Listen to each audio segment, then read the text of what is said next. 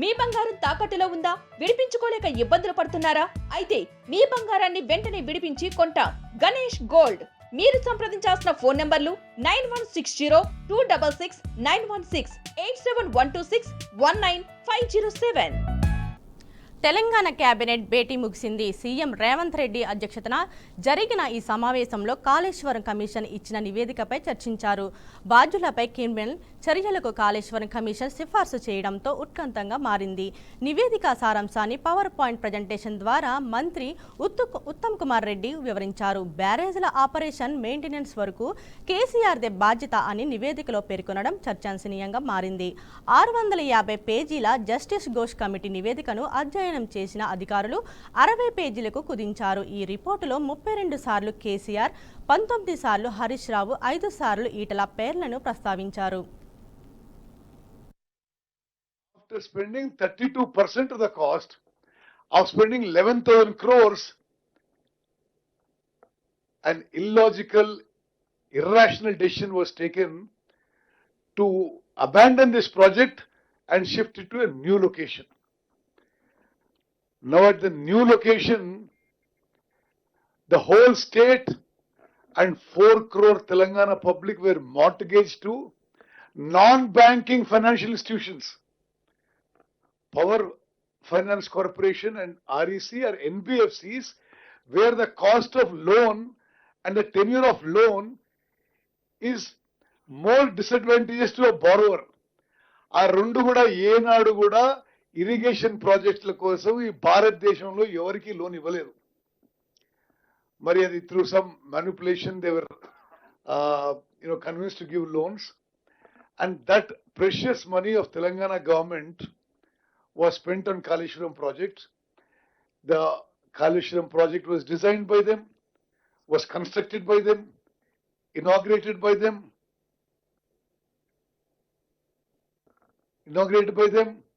and then the Kaleshwaram project collapsed. Mari aa Kaleshwaram project విషయంలో, Medigadda barrage విషయంలో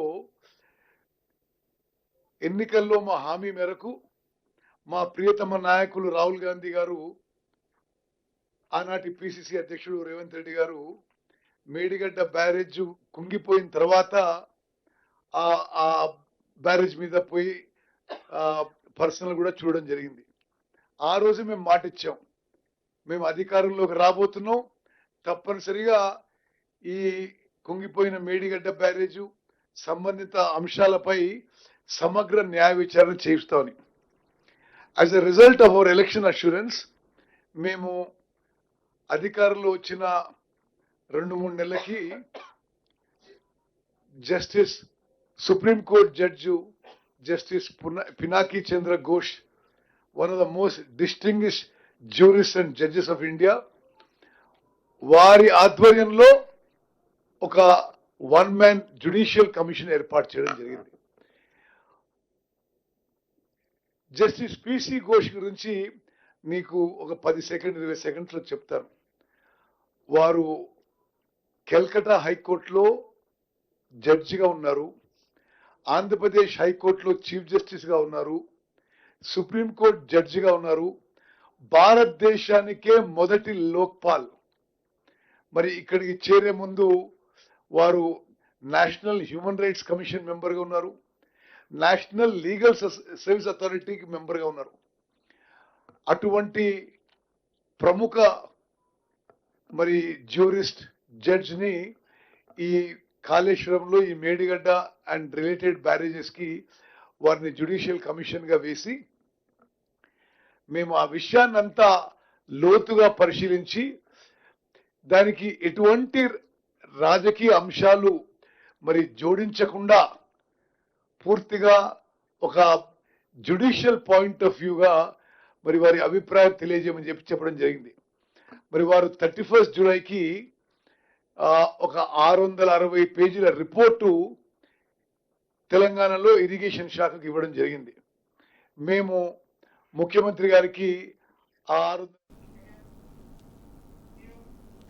Telangana cabinet భేటీ ముగిసింది. CM Revanth Reddy అధ్యక్షతన జరిగిన ఈ సమావేశంలో కాళేశ్వరం కమిషన్ ఇచ్చిన నివేదికపై చర్చించారు. ఇదే అంశంపై మా ప్రతినిధి మరింత సమాచారం అందజేస్తారు. శ్రీనివాస్,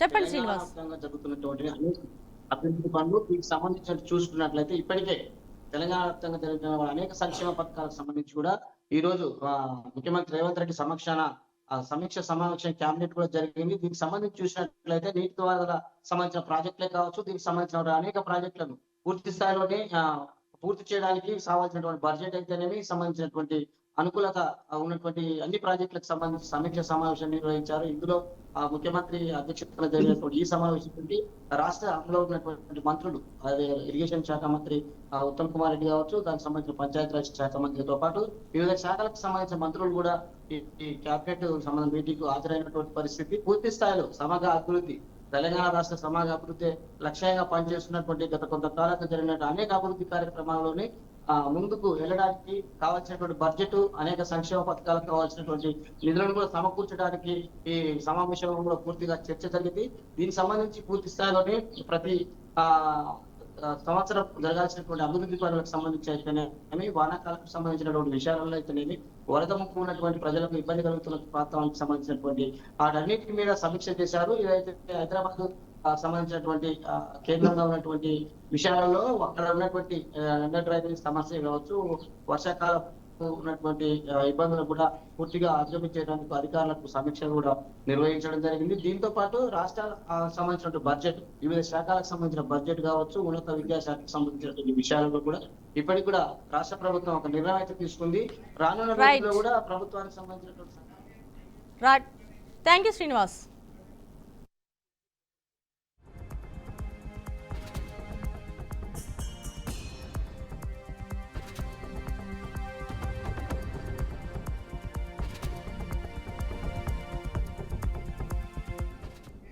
మాజీ మంత్రి అనిల్ కుమార్ యాదవ్ పోలీసు విచారణకు హాజరయ్యారు. కొవ్వూరు ఎమ్మెల్యే వేమిరెడ్డి ప్రశాంత్ రెడ్డిపై అనుచిత వ్యాఖ్యలు చేసినందుకు పోలీస్ స్టేషన్లో కేసు నమోదైంది. దీంతో పోలీసులు అనిల్ కుమార్ ను విచారణకు హాజరు కావాలని నోటీసులు పంపారు. ఈ నోటీసులకు వివరణ ఇచ్చేందుకు నెల్లూరులోని రూరల్ డీఎస్పీ కార్యాలయంలో విచారణకు హాజరయ్యారు. పోలీసుల విచారణ అనంతరం అనిల్ కుమార్ ప్రభుత్వంపై తీవ్ర స్థాయిలో మండిపడ్డారు. తనను పోలీసులు 36 ప్రశ్నలు అడిగారని తెలిపారు. ఇక ఇదే అంశానికి సంబంధించి మరింత సమాచారం మా ప్రతినిధి సాగర్ అందిస్తారు. సాగర్, చెప్పండి.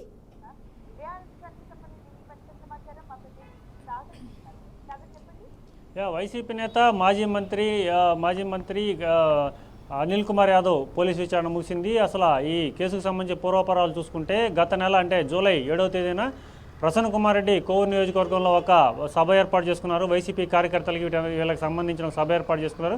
ఈ సభలో మాజీ మంత్రి అనిల్ కుమార్ యాదవ్ కూడా పాల్గొన్నారు. ఈ సభలో కోవూరు ప్రస్తుత ఎమ్మెల్యే వేమిరెడ్డి ప్రశాంత్ రెడ్డి మీద నల్లపరెడ్డి ప్రసన్న కుమార్ రెడ్డి కొన్ని అనుచిత వ్యాఖ్యలు చేశారని, ఆ అనుచిత వ్యాఖ్యలు చేసిన సమయంలో ఇటు మాజీ మంత్రి అనిల్ కుమార్ యాదవ్తో పాటు మరికొంతమంది కూడా నవ్వడం, చప్పట్లు కొట్టడం ఇలాంటివన్నీ చేశారని చెప్పి కోవూరు పోలీస్ స్టేషన్లో నల్లపరెడ్డి ప్రసన్న కుమార్ రెడ్డి A1 గాను, ఇటు అనిల్ కుమార్ యాదవ్ A2 గాను కేసు నమోదైంది. దీనికి సంబంధించి మరికొంతమంది మొత్తం 6 మంది మీద కేసు అయితే నమోదైన పరిస్థితుంది. దీనికి సంబంధించి పోలీసులు ఇటు అనిల్కి విచారణకు రావాల్సిందిగా కోరారు. సో విచారణకు ఈరోజు హాజరైన అనిల్ కుమార్ యాదవ్ను సుధాకర్ రెడ్డి అని చెప్పి ఒక కోవూరు సిఐ విచారణ చేశారు. మొత్తం కూడా 6 గంటల సేపు విచారణ కొనసాగింది. ఈ విచారణ అనంతరం కూడా మీడియా ముందుకు వచ్చారు. అనిల్ మీడియా ముందు మాట్లాడుతూ పోలీసులు తనను 6 గంటల సేపు ప్రశ్నించారని, మొత్తం 36 ప్రశ్నలు వేశారని, 36 ప్రశ్నలు కూడా తాను రాతపూర్వకంగా సమాధానం చెప్పారని చెప్తూనే తాను కేవలం సభలో నల్లపరెడ్డి ప్రసన్న కుమార్ రెడ్డి ప్రసంగిస్తున్నప్పుడు నవ్వడం కూడా తప్ప, ఇలా అయితే ఇక ఎక్కడ కూడా సభలో నవ్వినా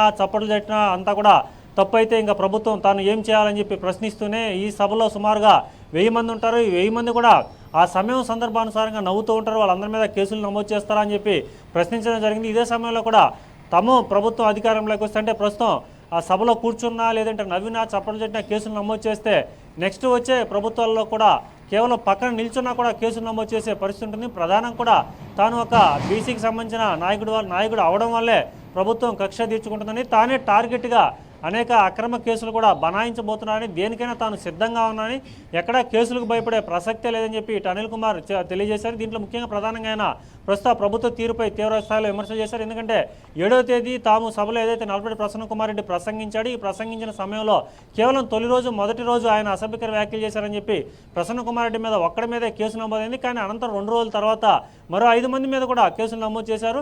అంటే సభకు తాను పిలిచి అతిథిగా వెళ్ళింది చేసిన తప్ప అని కేవలం ప్రసన్న కుమార్ ఇంటి మీద దాడి చేశారు. ఈ దాడిని తామంతా కూడా ప్రశ్నించామని, ఈ ప్రశ్నించిన కారణంగానే తమపైన కేసులు నమోదు చేశారని చెప్పి అనిల్ కుమార్ తెలియజేశారు. ముఖ్యంగా కూడా ఆయన మీడియా ముందుకు వచ్చి, అంటే విచారణ అనంతరం కూడా మీడియా ముందుకు వచ్చి ఎన్ని కేసులైనా ఎదుర్కొంటాం, ఎలాంటి వాటికి భయపడేది అని చెప్పి చాలా ధీమాగా వ్యక్తం చేశారు. ఒకవైపు అక్రమ కేసులు అని చెప్పి ఇటు మొత్తం కూడా వైసీపీ నేతలు చెప్తున్నారు, కానీ వారు స్త్రీని దూషించారు, దాంతోనే మేము కేసులు పెడతామని చెప్పి టీడీపీ నేతలు చెప్తున్నారు. సో మొత్తం మీద నెల్లూరు అయితే ఇటు రాజకీయాలకి కేసులకి అన్ని కూడా కేంద్ర బిందువుగా మారిపోయింది చెప్పవచ్చు. Right, thank you Sagar. Kaleshwaram అవకతవకలపై జస్టిస్ చంద్రఘోష్ కమిషన్ ఇచ్చిన రిపోర్టు బహిర్గతమైన వేళ మాజీ సీఎం బీఆర్ఎస్ అధినేత కేసీఆర్ సంచలన వ్యాఖ్యలు చేశారు. ఇవాళ ఎర్రవెల్లిలోని తన ఫామ్ హౌస్లో పార్టీ ముఖ్య నేతలు జగదీష్ రెడ్డి, హరీష్ రావు, కేటీఆర్తో ఆయన సమావేశమయ్యారు. దాదాపు 6 గంటల పాటు సాగిన సమావేశంలో కాళేశ్వరం నివేదికపై చర్చించారు. ఈ నేపథ్యంలోనే కేసీఆర్ హాట్ కమెంట్స్ చేశారు. కాళేశ్వరం నివేదిక వల్ల తమకు పెద్దగా ఏమీ ఇబ్బంది ఉండదని స్పష్టం చేశారు. కాంగ్రెస్ పార్టీని రాజకీయంగానే ఎదుర్కోవాలని పార్టీ ముఖ్య నాయకులు శ్రేణులకు దిశానిర్దేశం చేశారు. స్థానిక సంస్థ ఎన్నికల్లో ఓటమి భయంతోనే కాంగ్రెస్ కుట్రలు చేస్తుందని ఆరోపించారు. కాంగ్రెస్ ప్రభుత్వ తీరు, వైఫల్యాలను ప్రజల్లోకి విస్తృతంగా తీసుకెళ్లాలని నాయకులకు సూచించారు. ఇక ఇదే అంశానికి సంబంధించి పూర్తి సమాచారాన్ని మా ప్రతినిధి సాల్మన్ అయితే అందిస్తారు. సాల్మన్, చెప్పండి.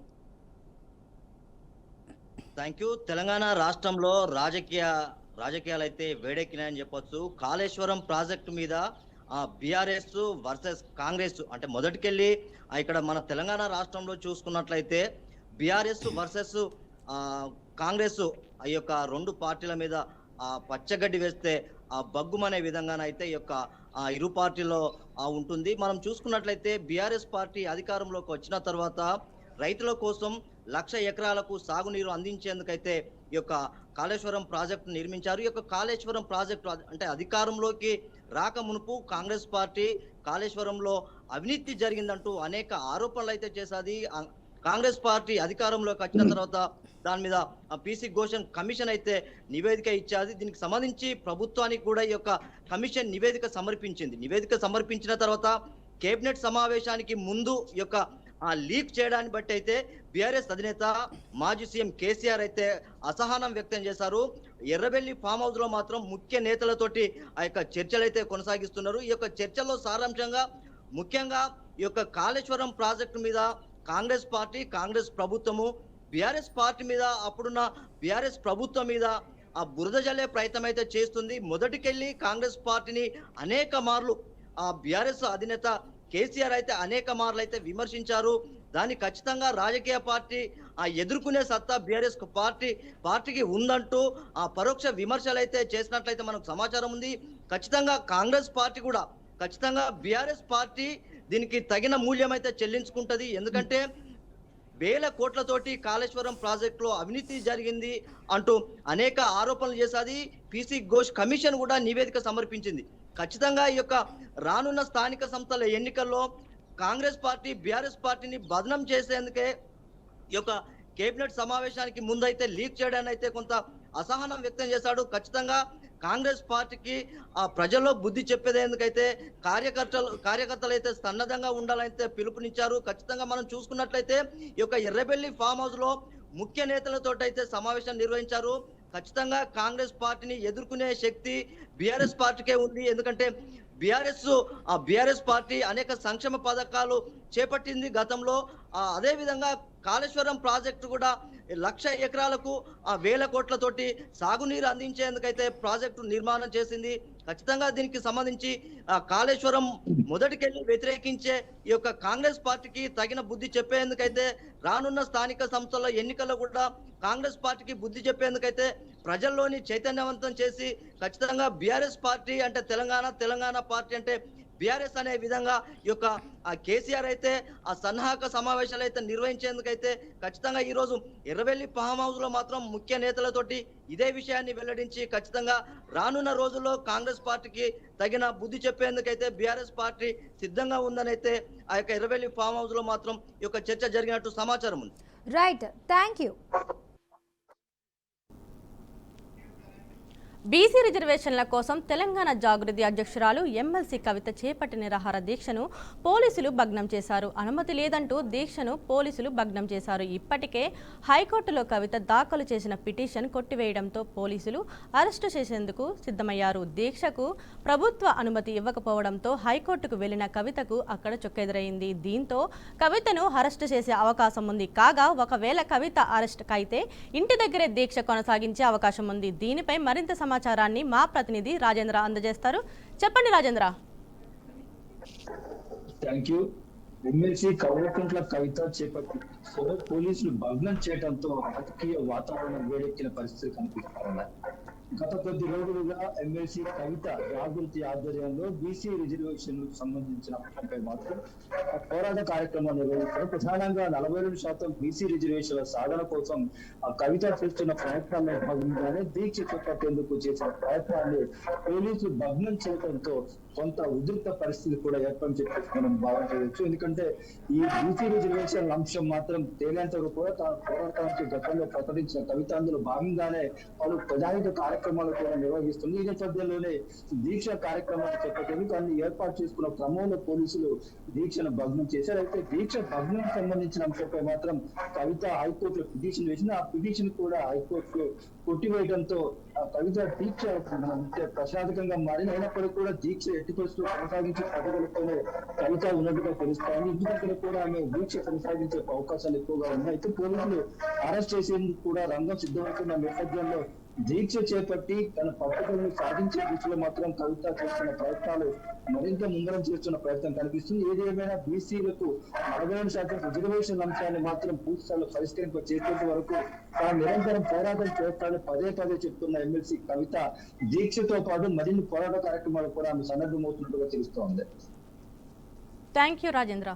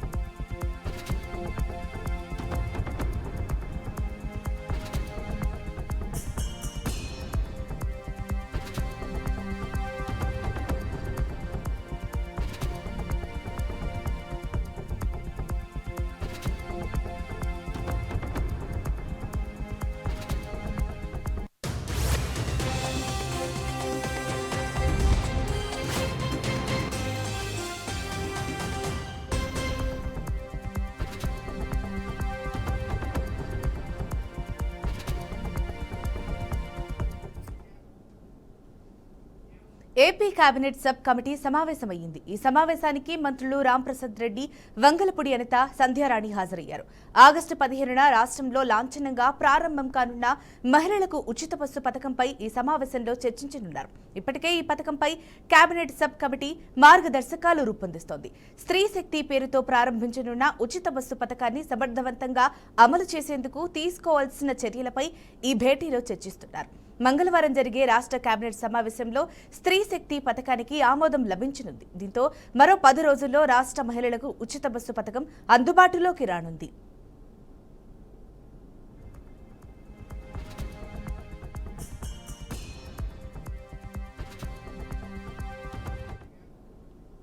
ఇక దీనికి సంబంధించి మరింత సమాచారం మా ప్రతినిధి వీరబ్రహ్మం అందిస్తారు. చెప్పండి వీరబ్రహ్మం. 2024 సార్వత్రిక ఎన్నికల్లో విజయం సాధించిన తర్వాత కూటమి ప్రభుత్వం ఏదైతే మేనిఫెస్టో ఇచ్చారో ఈ సూపర్ 6 పేరుతో 6 హామీలు ఇచ్చినటువంటి నేపథ్యంలో ఒక్కొక్క హామీ కూడా గత సంవత్సరం నుంచి కూడా అమలు చేస్తున్నటువంటి పరిస్థితి. ఇందులో ప్రధానమైనటువంటి ఏదైతే మేనిఫెస్టోలో ఇచ్చినటువంటి ఉందో స్త్రీలకు సంబంధించి ఉచిత బస్సు ప్రయాణం ఏదైతే ఉందో ఆ ఉచిత బస్సు ప్రయాణానికి సంబంధించి అయితే ఆంధ్ర రాష్ట్ర ప్రభుత్వం ఒక సబ్ కమిటీని ముగ్గురు మంత్రులతో కూడినటువంటి ఏదైతే సబ్ కమిటీ ఏర్పాటు చేస్తారో ఈ కమిటీలో రామ్ ప్రసాద్, అదేవిధంగా మంత్రి రామ్ ప్రసాద్, అదేవిధంగా హోమ్ మినిస్టర్ అనిత, అదేవిధంగా సంజయ్ రాణి ముగ్గురుతో కూడినటువంటి ఒక సబ్ కమిటీ అయితే ఏర్పాటు చేస్తారు. ఈ సబ్ కమిటీ సంబంధించి ఉచిత బస్సు ప్రయాణం అమలు చేస్తున్నటువంటి ఏదైతే రాష్ట్రాలు ఉన్నాయి, ఇటు తెలంగాణ కావచ్చు లేకపోతే ఇటు కర్ణాటక కావచ్చు, ఈ రెండు రాష్ట్రాల్లో కూడా ఇప్పటికే మహిళలకు సంబంధించినటువంటి ఉచిత బస్సు ప్రయాణం అయితే చేస్తున్నారు. దీనికి సంబంధించి అయితే ఇప్పటికే ఆంధ్ర రాష్ట్ర ప్రభుత్వం నుంచి పలు దఫాలుగా ఈ రెండు రాష్ట్రాలకు వెళ్ళటము, అదేవిధంగా అక్కడ ఉన్నటువంటి వారు అమలు చేస్తున్నటువంటి ఏదైతే తీరుందో ఆ తీరును అయితే క్షుణ్ణంగా పరిశీలించారు. అదేవిధంగా అక్కడ ఉన్నటువంటి విధి విధానాలు అంటే రాష్ట్ర ప్రభుత్వానికి ఈ మహిళలకు గాన ఉచిత ప్రయాణం ఇచ్చినట్లయితే రాష్ట్ర ప్రభుత్వం ఏ మేరకు నష్టం వాటిల్తుంది, లేకపోతే ఏ మహిళలకు సంబంధించి అంటే ఈ బస్సులు కూడా ఇటు పల్లె వెలుగు, ఎక్స్ప్రెస్, డీలక్స్, అదేవిధంగా రకరకాలు ఉన్నటువంటి బస్సుల్లో ఏ రకానికి ఏ బస్సుకి ఎంతవరకు ఇవ్వచ్చు, లేదంటే జిల్లాల వారీగా ఇవ్వచ్చా, లేకపోతే ఎన్ని కిలోమీటర్ల పరిధిలో ఇవ్వచ్చా అనే దాని మీద అయితే ఇప్పటికే రాష్ట్ర ప్రభుత్వం నుంచి అయితే ఏర్పాటు చేసినటువంటి ప్రత్యేక బృందం అయితే దఫాలుగా ఇటు కర్ణాటక అదేవిధంగా తెలంగాణ అయితే వెళ్ళినటువంటి పరిస్థితి.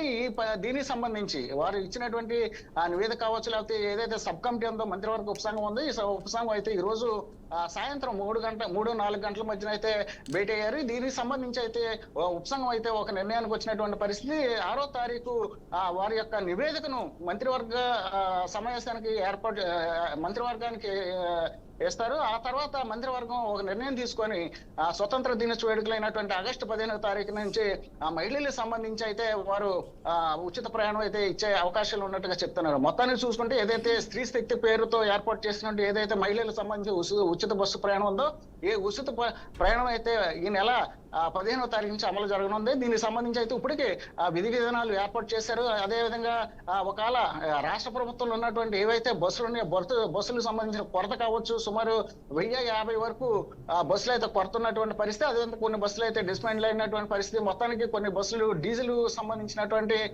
బస్సులు ఉన్నటువంటి నేపథ్యం ఈ డీజిల్ ఉన్నటువంటి బస్సులకు సంబంధించి కూడా ఇప్పటికే ఎలక్ట్రికల్ బస్సులు కూడా ప్రవేశపెట్టడం జరుగుతుంది. మొత్తానికి చూసుకున్నట్లయితే ఏదైతే ఎన్డీఏ కూటమిలో ఉన్నటువంటి ఎవరైతే ఉన్నారో ఇటు తెలుగుదేశం కావచ్చు, జనసేన కావచ్చు, బీజేపీ మూడు కూడా ప్రజలకు ఇచ్చినటువంటి ఏదైతే హామీలు ఉన్నాయో హామీలు నెరవేర్చే దిశగా అయితే వెళ్తున్నటువంటి పరిస్థితి. ముఖ్యంగా మహిళలకు సంబంధించి మహిళా ఓట్ బ్యాంక్ సంబంధించి కావచ్చు, మహిళలకు సంబంధించి ఇచ్చినటువంటి హామీ ఏదైతే ఉందో ఉచిత ప్రయాణం బస్సు అయితే ఈ నెల 15వ తారీఖు నుంచి అయితే అమలు చేస్తున్నటువంటి పరిస్థితి. ఈ సబ్ కమిటీ కూడా క్లియర్ గా నివేదిక మంత్రివర్గానికి ఉన్నది. అదేవిధంగా మంత్రివర్గ సమావేశంలో దీన్ని ఆమోదించిన తర్వాత ఈ నెల 15వ తారీఖు నుంచి ఈ ప్రయాణం అయితే మహిళలకు ఉచిత ప్రయాణం అయితే జరగనుంది. ఇదే పరిస్థితి. Thank you Veerabrahmam.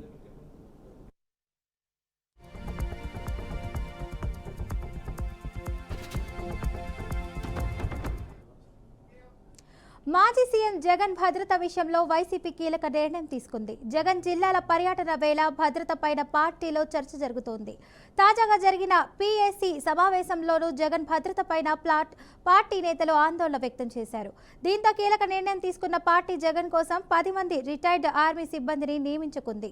ఇప్పటికే జగన్ భద్రతా వలయంలో ప్రైవేట్ సిబ్బంది ఉన్నారు. దానికి తోడు మరో 10 యాడ్ అవ్వనున్నారు. డ్రోన్ పర్యటన నుంచి ప్రైవేట్ సెక్యూరిటీ అందుబాటులోకి రానున్నారు. ఇక ఇదే అంశానికి సంబంధించి పూర్తి సమాచారాన్ని మా ప్రతినిధి రాజు అయితే అందిస్తారు. రాజు చెప్పండి. ఫాతిమా, ఇప్పటికే చూసుకునేటప్పటికైతే జగన్ జిల్లాల పర్యటన చాలా ముమ్మరంగా కొనసాగుతుంది అని చెప్పుకోవచ్చు. మొన్న వచ్చేటప్పటికి మామిడి రైతులు కావచ్చు, అంతకుముందు మిర్చి రైతులు కావచ్చు, లేకపోతే మిగతా జిల్లాల పర్యటన కావచ్చు, ప్రతి ఒక్క దాంట్లో కూడా వైఎస్ జగన్మోహన్ రెడ్డి ఇప్పటికే జిల్లా పర్యటన చేయాలి, అదేవిధంగా కార్యకర్తలకు అందుబాటులో ఉండాలంటూ కూడా ఏదైతే ఆలోచన చేశారో దీనికి సంబంధించిన పూర్తి స్థాయిలో కూడా ఎక్కడెక్కడైతే ఆయన పర్యటన జరుగుతున్నప్పుడు అక్కడ జరుగుతున్న అపరాధాలు కావచ్చు, లేకపోతే చిన్న చిన్న ఇబ్బందులు కావచ్చు, ఆటంకాలు కావచ్చు, వీటన్నిటిని దృష్టిలో పెట్టుకున్న తర్వాత పార్టీ సంబంధించి ఒక కీలక నిర్ణయం తీసుకున్న పరిస్థితి కనిపిస్తుంది. ఎందుకంటే వైఎస్ జగన్మోహన్ రెడ్డి వైఎస్ఆర్ కాంగ్రెస్ పార్టీకి చీఫ్గా ఉన్న నేపథ్యం, అదే కాకుండా మాజీ ముఖ్యమంత్రి కూడా ఉన్న సందర్భంలోనే దీనికి సంబంధించినంత వరకు సెక్యూరిటీకి సంబంధించి చాలా ఇబ్బంది పడుతున్న నేపథ్యంలో వాళ్ళు ప్రైవేట్ సెక్యూరిటీకి సంబంధించినంత వరకు ఆలోచన చేసిన పరిస్థితి కనిపిస్తుంది. ప్రైవేట్ సెక్యూరిటీని మరింత బలోపేతం చేయాలి. ఎందుకంటే బయటికి వెళ్ళేటప్పుడు, ఎందుకంటే మాజీ ముఖ్యమంత్రి, అదేవిధంగా వైఎస్ఆర్ కాంగ్రెస్ పార్టీ అధ్యక్షుడు, అది కాకుండా వైఎస్ రాజశేఖర్ కుమారుడిగా ఉండడం వల్ల ఆయనకి ఆంధ్రప్రదేశ్లో ఒక ఇమేజ్ క్రియేట్ అయిన నేపథ్యంలోనే మొత్తం ఎక్కువ మంది కార్యకర్తలు కావచ్చు, నాయకులు కావచ్చు, వీళ్ళంతా కూడా దగ్గరకు వస్తున్న నేపథ్యం, లేకపోతే వాళ్ళందరూ కూడా పర్యటనలో జగన్ కలవాలి, జగన్కి మాట్లాడాలనే చెప్పి ఆలోచనతో పాటు మొత్తం అందరూ కూడా చాలా మంది దగ్గరకు వచ్చే అవకాశం ఉంది. కనుక ఈ వస్తున్న నేపథ్యంలో చాలా వరకు కూడా ఇబ్బందులు జరుగుతున్నాయి. డ్రోన్ విషయంలో, డ్రోన్ పర్యటన సందర్భం కూడా ఇదే సిచ్యువేషన్ క్రియేట్ అయింది. కనుక అటువంటి సందర్భం మరోసారి క్రియేట్ అవ్వకుండా ఉండాలంటే దానికి సంబంధించినంత వరకు సెక్యూరిటీ పర్పస్లో చాలా ఎక్కువ జాగ్రత్తలు తీసుకోవాలంటూ కూడా పార్టీ నిర్ణయం తీసుకుంది. ఇప్పటికే 10 మంది ఆర్మీకి సంబంధించిన రిటైర్డ్ ఎంప్లాయీస్ అయితే తీసుకోవడం జరిగింది. వీళ్ళతో పాటు ఇప్పటికే జగన్ దగ్గర 30 మంది వరకు కూడా ప్రైవేట్ సెక్యూరిటీ కల్పిస్తున్న పరిస్థితి అయితే కనిపిస్తుంది. ఈ ప్రైవేట్ సెక్యూరిటీతో పాటు మిగతా ఎవరైతే ప్రభుత్వం కల్పించిన సెక్యూరిటీ ఉంది, ఇది యథావిధిగా కొనసాగుతుంది. అయితే ఎక్కువగా కూడా ప్రైవేట్ సెక్యూరిటీని తీసుకోగలిగితే తప్పకుండా అక్కడ ఏవైతే అడ్డంకులు ఉన్నాయో అడ్డంకుల్ని కాస్తనే తొలగించుకోగలుగుతామంటూ కూడా పార్టీ నిర్ణయం తీసుకున్న నేపథ్యంలోనే మొత్తం ఇప్పటికి వచ్చేటప్పటికి 40 మంది సెక్యూరిటీని అయితే ఏర్పాటు చేయడం జరిగింది. అయితే ఇప్పటి వరకు జగన్మోహన్ రెడ్డి ఆగస్టు నెల వరకు కూడా ఏదైతే పర్యటనలు ఉన్నాయో దీనికి సంబంధించి ఇప్పటికే ఒక ప్లానింగ్ ప్రకారం నడుస్తుంది. ఇక్కడ నుంచి కూడా అంటే ఆగస్టు 15వ తారీఖు నుంచి కూడా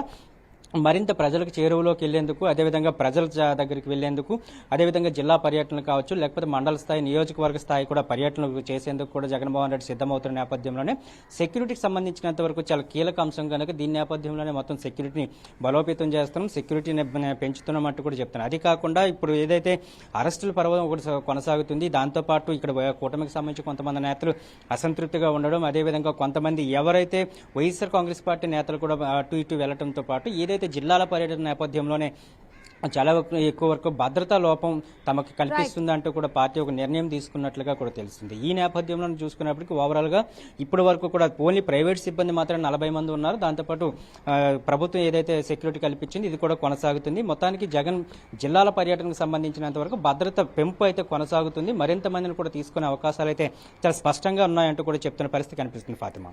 right, thank you Raju. Telangana cabinet భేటీ అనంతరం మంత్రి ఉత్తమ్ కుమార్ రెడ్డి మీడియాతో మాట్లాడుతున్నారు. లైవ్ ద్వారా చూద్దాం. Government and Shri K. Chandrasekhar Rao, then CM, and Shri T. Harish Rao, the then Minister of Irrigation, intentionally have not considered the report of the expert committee. Shasana Sabalo varu KCR garu maatladina vishayam, there is no Pranahita, there is no Chevella. I am making this clear. We should see the availability of water. I have clearly projected that there is availability of water at Medigadda. There is 500 TMC of water more compared to Tummadiyatti. Idi pachi abaddamu. CWC has nowhere said this. CWC has said Tummadiyatti దగ్గర water ఉంది, మేడిగడ్డ దగ్గర water ఉంది. కానీ shift చేసే నిర్ణయం మొత్తం ఈ collapse కి కారణం, ఆ కారణం చూపెట్టి షిఫ్ట్ చేసింది. తుమ్మడిగడ్డ దగ్గర కూడా నీళ్లు ఉన్నాయని చెప్పి సిడబ్ల్యూసి స్పష్టంగా తెలియజేసింది. It should be held that Shri S K Joshi, Shri C Muralidhar and Shri B Hariram suppress the report of the expert committee with malicious intention to enable the then Minister for Irrigation and then the Chief Minister to go ahead with their intention to construct barrage at Medigadda. Thus, by suppressing this report, they facilitated to construct barrage at Medigadda. They indulge in this malicious act at the cost of huge public money and putting the economy of the state at stake. రాష్ట్ర ఆర్థిక పరిస్థితిని శాశ్వతంగా ప్రమాదంలో పెట్టే విధంగా మేడిగడ్డలో నిర్మాణం చేశారు అని జస్టిస్ ఘోష్ కమిషన్ రిపోర్ట్ లో ఉన్న మాటలు. Next, the commission has noted in the suppression of the report of the expert committee that the action to be taken shall be severe for the reason that had this report not been suppressed, construction of barrage at Medigadda could not have been taken up. అదే విధంగా 2023లో కూడా director department of water resources CWC 24 మార్చిన రాసిన లేఖ ఏంటంటే, the best site for locating a diversion structure is in a straight reach of the river, wherein the velocity of the flow should be fairly uniform and the sectional area of the river fairly constant. However, In case of Medigadda barrage, the following views are offered. The width of the river contracts suddenly just downstream of Medigadda barrage, which may cause heading up of water downstream of barrage and subsequent failure. Ante experts, all experts in the country have said Medigadda barrage is not the right location to build a barrage. Then administrative sanction for the 3 barrages. The obvious conclusion from the above facts is that the DPR submitted by the WAPCOs has not been considered and appreciated before awarding of works. It is noticed during the construction that the difference between the length of the barrage and the width of the river and a new block in between block 1 and 2 has to be planned. ఇంతకంటే సాంకేతికంగా మరొక తప్పు ఉండొచ్చు అని అంటున్నా. అంటే length of the barrage కి width of the river కి తేడా ఉంటే బ్లాక్ 1 and 2 మధ్యలో ఇంకొక బ్లాక్ యాడ్ చేయాల్సి వచ్చింది. అది వాళ్ళ పనితీరు అని చెప్పి నేను మనం చేస్తున్నాను. దెన్ చాలా స్పష్టంగా చెప్తున్నారు. It can conclusively be held that the issuance of GO 231, 232 and 233 dated 1/3/2016 according administrative approval of rupees 2,591 crores for construction of Medigadda project is not placed before the cabinet and is issued pursuant to the orders of the Minister of Irrigation and the Chief Minister. మరి cabinet ముందుకు తీసుకుపోకుండా irrigation శాఖ మంత్రి ముఖ్యమంత్రి 2,591 కోట్లతో Medigadda project నిర్మాణానికి ఆమోదం ఇచ్చారు. ఇది ఇల్లీగల్, ఇది అగేన్స్ట్ బిజినెస్ రూల్, ఇది చట్ట వ్యతిరేకమని జస్టిస్ ఘోష్ కమిషన్ రిపోర్ట్ పేర్కొంది. The commission does not see any compelling urgency in taking such decision by the irrigation minister and the chief minister alone, and this irregularity is more so in the light of the fact that the cabinet has not ratified the same. Then decisions that unduly favored agencies leading to financial loss. Agencies and contractors. In the review meeting dated 9 December 2017, the chief minister directed to ensure the additional work not covered in the scope of agreements to existing contractors. Additional works అప్పుడున్న contractors కి nomination basis మీద జరిగింది.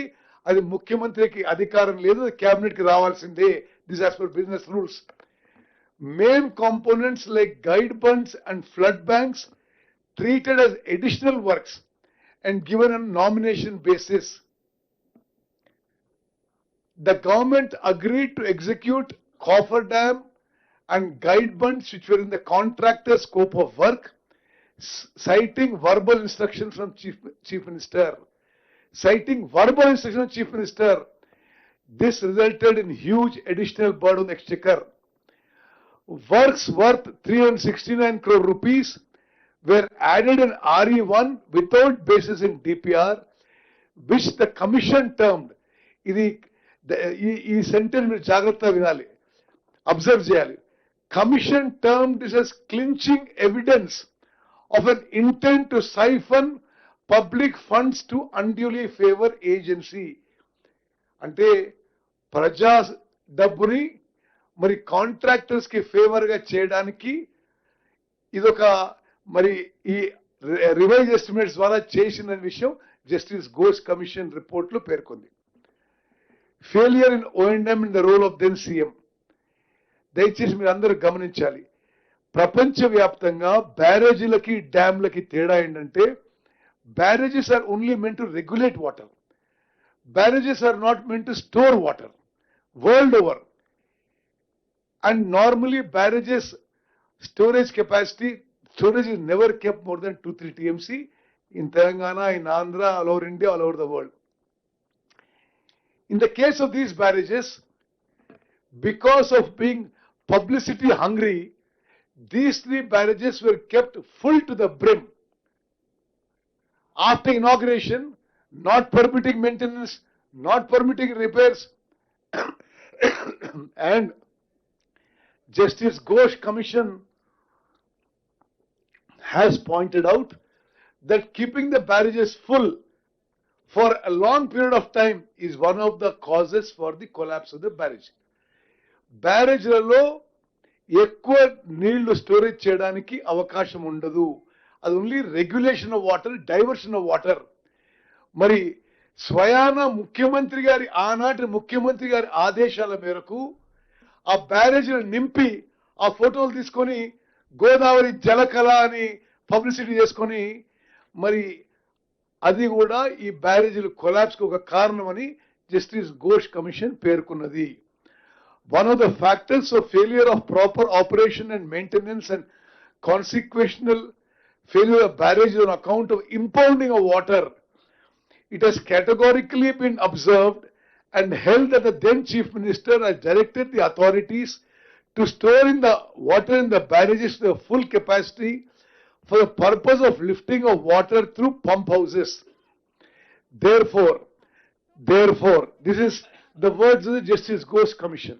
The then Chief Minister acted against the interests of the state and have no sincere, honest and conscientious mind to protect and safeguard the 3 barrages constructed at huge cost of thousands of crores of public money. The Chief Minister acted not as the head of the government but as the administrative executive himself. The commission further held involvement and directions of the then Chief Minister minutely towards planning, construction and planning of these 3 barrages is a cause and result of irregularities and distress to these 3 barrages. ఆనాటి ముఖ్యమంత్రి ప్రతి చిన్న విషయంలో రాజకీయ జోక్యం చేసుకోవడం వల్లనే ఆ 3 బ్యారేజెస్ కూలిపోయినాయి అనే విషయం ఈ కమిషన్ రిపోర్ట్లు చాలా స్పష్టంగా తెలియజేశారు. From the formation of the state of Telangana on 2nd June 2014 till 1st March 2016, it is a sole decision. This is the Justice Ghosh Commission report based on written evidence and affidavits of the then engineers. It is a sole decision of the then Chief Minister from the stage of conceptualization of Kaleshwaram project, allegedly as part of re-engineering of Pranayita Chevalla project, and to take up construction of these 3 barrages. మరి Ghosh commission report ఆధారంగా ఈ యొక్క Pranahita Chevella project మార్చి కాళేశ్వరం ప్రాజెక్టుగా మార్చడం, ఈ రీఎంజినీరింగ్ కూడా ఆనాటి ముఖ్యమంత్రి ఇది సొంత నిర్ణయం చెప్పి ఘోష్ కమిషన్ రిపోర్ట్లో మరి తేట తెలంగాణ చెప్పడం జరిగింది. The alleged non-availability of water at Tummadiyetti is not the correct, and the decision of construction of barrage at Medigadda and also at Annaram and Sundilla is solely of then Chief Minister. On the then Minister for Irrigation, Shri T. Harish Rao, along with the Chief Minister, intentionally have not considered the report of the expert committee.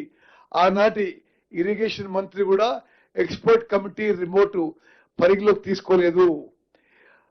It can be categorically held that there is rank irregularity from the stage of conceptualization of Kaleshwaram project till the issuance of administrative approvals. This is not the decision of the government but of individuals. The proposal and decision to construct the barrages at Medigadda, Annaram and Sundilla is of the then irrigation minister and chief minister. అదేవిధంగా మళ్ళీ ఒకసారి ఇక్కడ కూడా కేంద్ర ప్రభుత్వం తుమ్మడియట్టి దగ్గర 205 టీఎంసీలు నీళ్లు ఉన్నాయి అని చెప్పి ఆనాటి కేంద్ర మంత్రి ఉమాభారతి ఇక్కడికి లేఖ రాసిన విషయం కూడా ప్రస్తావించడం జరిగింది.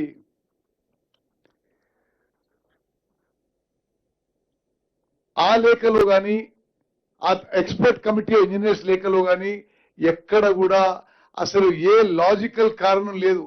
జస్టిస్ ఘోష్ కమిషన్ రిపోర్ట్ లో అన్ని విషయాల్లో తుమ్మడియట్టి నుంచి మేడిగడ్డకి ప్రాజెక్టు మార్చడానికి ఎటువంటి లాజికల్ రాషనల్ కారణం లేదు అని చెప్పి చాలా స్పష్టంగా అవుపడుతుంది. Okay, next. అదే విధంగా సేమ్ థింగ్ ఆ ఎక్స్పర్ట్ కమిటీ రిపోర్ట్ మరి ఆ రోజు ఫాలో అవుతుంటే మేడిగడ్డలో బ్యారేజ్ నిర్మాణం జరగకపోయే విషయం జస్టిస్ ఘోష్ కమిషన్ రిపోర్ట్ లో వాళ్ళు they have written the report. అదే విధంగా మేడిగడ్డకి షిఫ్ట్ అయినప్పుడు ఆ నోట్ ఫైల్ పై irrigation secretary, irrigation minister and ముఖ్యమంత్రి సంతకం పెట్టి ఆమోదం ఇచ్చారు. అది క్యాబినెట్ ఆమోదం లేదు. అంత పెద్ద ప్రాజెక్టు క్యాబినెట్ ఆమోదం లేకపోవడం దిస్ ఇస్ ఇల్లీగల్ అని చెప్పి justice Ghosh commission has clearly stated there should have been a cabinet approval for this project to be built at Merigadda. In the present case, the shifting of location of barrage to Merigadda on the alleged ground of availability of water is decision of then Chief Minister. And this decision is taken suppressing the report of the expert committee under GO 28. Right from the beginning till the stage of inauguration of barrages by impounding water at the peril of the health of the barrages is done with the instructions of then Chief Minister. These are the words of Justice Ghosh Commission report. The then Minister for Finance and Planning remained as a tacit perpetrator, and then Minister for Irrigation allowed the then Chief Minister to fulfill his desire. In fact, the then Chief Minister, being political executive, functioned as an administrative executive also in implementing the policy of the government, and the manner of planning and execution caused huge loss to the state public exchequer. These are the words of Justice Ghosh Commission report. It can be conclusively be held that the issuance of GO 231-232 dated 1/3/2016 according administrative approval of rupees 2591 crores for construction of Medigadda project is not placed before the cabinet and is issued pursuant to the orders of the irrigation minister and the chief minister. The commission does not see any compelling urgency in taking such decisions by irrigation minister and chief minister alone, and this irregularity is more so in the light of the fact that the cabinet has not ratified the same. When the government order 231, 232 and 233 are not placed with the cabinet for approval or ratification, and thereby there is violation of the business rules of the government, the irrigation minister and the chief minister shall also be held liable for violation of the business rules of the government. In this regard, the evidence of then irrigation minister is false and cannot be substantiated his deposition. He acted complicity, allowing CM to take over the administrative role. The then irrigation minister gave instructions at random, and Minister for Finance and Planning conducted himself apathetical towards the finance and economic health of the state. It is these words, దయచేసి అందరూ గమనించాలి. They're very, very crucial to the whole Ghosh Commission report. It is the then CM who can be directly and vicariously accountable for the irregularities and the illegalities in planning, construction, completion, operation and maintenance of the 3 barrages. I will read out again. It is the then Chief Minister who can be directly and vicariously means indirectly, accountable for the irregularities and the illegalities in planning, construction, completion, operation and maintenance of 3 barrages. Then another example that the government has brought to the notice of the Ghosh Commission has been that the decision to change to secant piles was in a meeting chaired by the irrigation minister on 9th January 2017. Then the then finance minister, Shri Itala Rajender, demonstrated the words of the commission, demonstrated lack of commitment and integrity in safeguarding the financial and economic health of the newly formed state, pleading ignorance of crucial financial decisions relating to the project. He simply said, I don't know what happening. Then I will quickly go through the terms, what the terms of reference we have given and what the Ghosh Commission report has said. Conclusion on terms of reference. The report systematically dissects the various stages of the Kaleshwaram project, highlighting critical failure as each stage. Then to inquire into the negligence, irregularities and lacunae in planning, design and construction of Medigadda, Annaram and Sundilla barrages.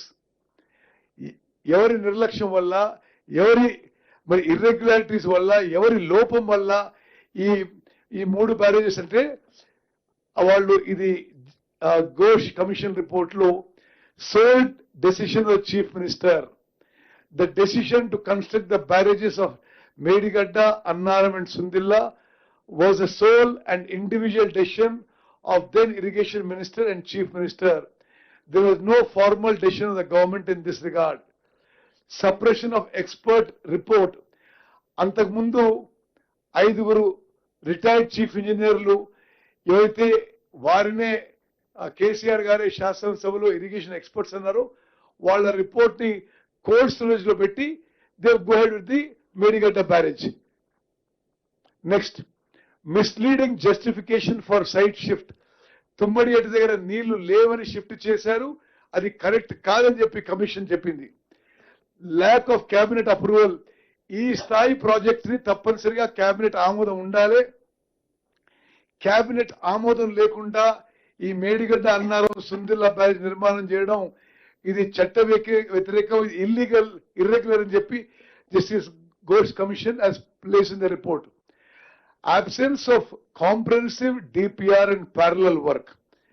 మీరు వినాలి, మీరు works were awarded and commenced even before the DPR was finalized or vetted by Central Water Commission. The CWC noted that the project's cost estimate was being examined as late as May 2018. Administrative approvals ఏమో మార్చి 2016లో ఇచ్చిండ్రు, కాంట్రాక్ట్లు ఇచ్చిండ్రు, పని మొదలు పెట్టిండ్రు. సిడబ్ల్యూసీకి ఏమో project cost estimates examine చేయడానికి మే 2018 కూడా అదే వర్క్ నడుస్తుంది. ది అడ్మినిస్ట్రేటివ్ అప్రూవల్స్ ఇచ్చిన తర్వాత ఆ తర్వాత డిపిఆర్ వ్యాప్కోస్ గేమ్. అదేవిధంగా వ్యాప్కోస్ నుంచి ఫైనల్ డిపిఆర్ రాకముందే ఆనాటి ముఖ్యమంత్రి ప్రధానమంత్రికి లేఖ రాసిండు. 11 ఫిబ్రవరి 2016లో కాళేశ్వరం ప్రాజెక్టు 71,000 కోట్లని ఆ లేఖ ఈ justice Ghosh commission has stated. అంటే ఫైనల్ డిపిఆర్ రాలేదు, ఆనాటి ముఖ్యమంత్రి గారు ప్రధానమంత్రి లేఖ రాస్తాడు, ఈ ప్రాజెక్ట్ కాస్ట్ ఇంత అవుతుందని. అదేవిధంగా KPCL's failed role. The Kaleshwaram Irrigation Project Corporation Limited established a special purpose vehicle to plan, appraise, approve, release funds, implement, manage, operate, monitor and evaluate the project and seek financial support, has not played its role. It has only been raising loans and issuing checks. అదేవిధంగా CWC's advice on the project was to award on a turnkey basis, but the contracts were awarded on a lump sum basis. అదేవిధంగా ఈ revised approvals లో అన్ని విధాలుగా cost పెంచుతూ పోయిన విషయం కూడా justice Ghosh commission highlighted in several place. So I'm trying to speed up now. On revised estimates, on the estimates, Justice Ghosh Commission has mentioned several places.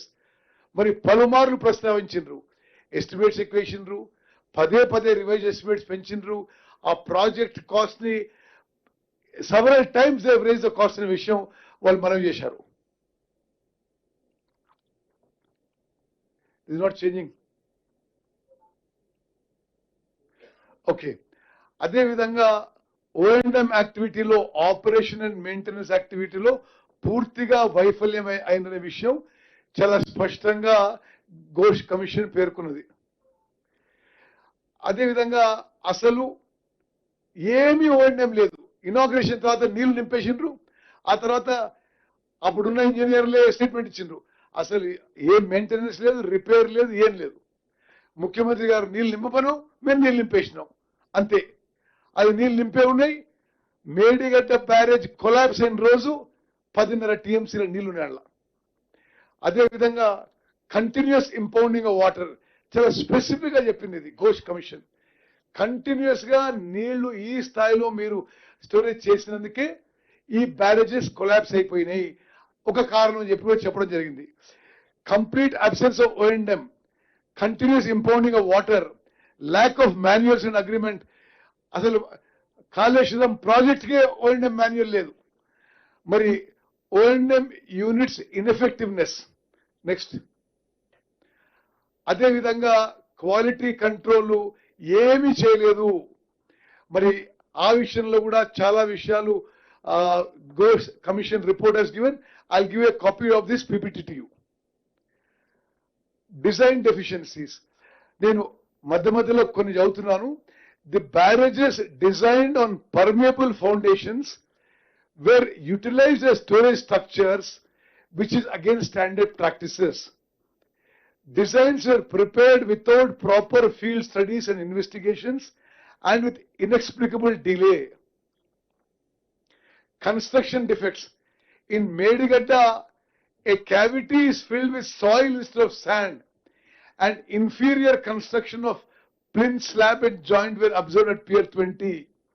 Discrepancies in concrete testing, shooting flows and high shooting velocities, inadequate quality control.